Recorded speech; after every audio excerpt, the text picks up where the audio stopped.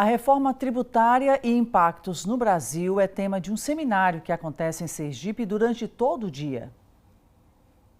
O seminário sobre a reforma tributária mantém o estado de Sergipe no foco nacional dessa discussão, que é tão necessária para entender como ficará a arrecadação da União, dos estados e dos municípios. Hoje o que acontece? A gente tem uma guerra fiscal.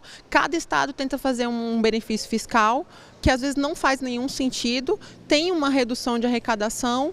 Por quê? Para atrair as empresas. A gente vai estar num cenário que não tem mais guerra fiscal. Então, a gente entende que vai ter uma redução de custos, vai ter um aumento de arrecadação para os estados, para os municípios, para a União também. E vamos nos preparar. Esse seminário está aqui para a gente se preparar como ente federativo, com uma cooperação, com diálogo, embasamento técnico. A gente está com vários especialistas para falar sobre isso. Responder questões e também ter novas questões, né? Que a gente entende que é um processo. A reforma não vai virar a chave hoje. A gente tem alguns anos ainda para entender, fazer alguns testes, então a gente está nesse processo e Sergipe hoje é o centro dessa discussão. A reforma, aprovada no Congresso Nacional, deve ter a plena implantação de forma gradual até o ano de 2032, quando os impostos PIS, COFINS, IPI, ICMS e ISS serão substituídos em 100% pelo IVA, o Imposto sobre Valor Adicionado. Este, por sua vez, se divide em dois: o IBS, o Imposto Estadual, e o CBS, que vai substituir o ISS dos municípios. E a partir de 2025, no ano que vem, é que vão haver as regulamentações administrativas. A Receita Federal regulamentando a CBS e o Comitê Gestor regulamentando o IBS. São dois tributos, IBS e CBS, que formam o IVA, o que a gente chama de IVA, né, dual. Uma parte é administrada pela União, a outra parte é administrada pelos estados e municípios. No seminário participaram secretários da Fazenda de outros estados, consultores da área contábil, assim como também representantes de diversas empresas.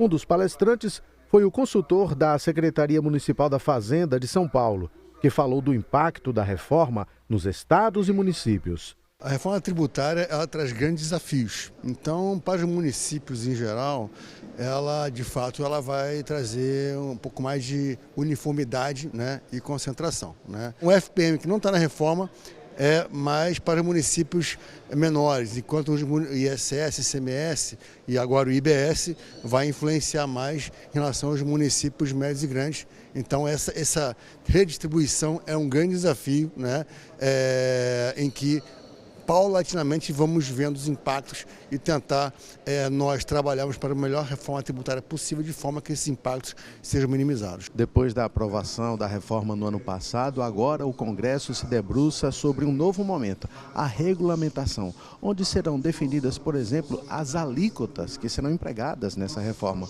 Por isso, alguns setores da economia já começam a lutar por redução de alíquotas, mas nada ainda foi definido.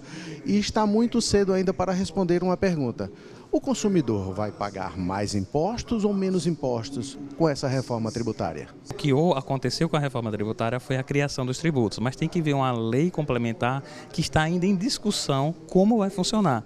E até o momento também não sabe quanto de imposto vai pagar, o que é o que a gente chama tecnicamente de alíquota.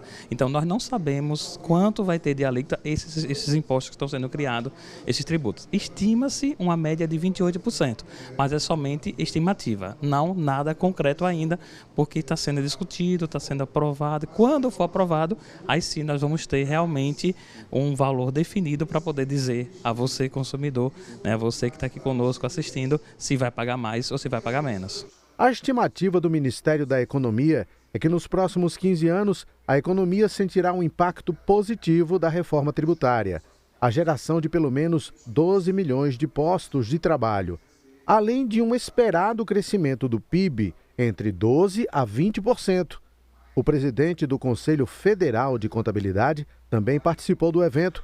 Ele acredita que o cenário dos tributos no país ficará mais organizado após a regulamentação dessa reforma.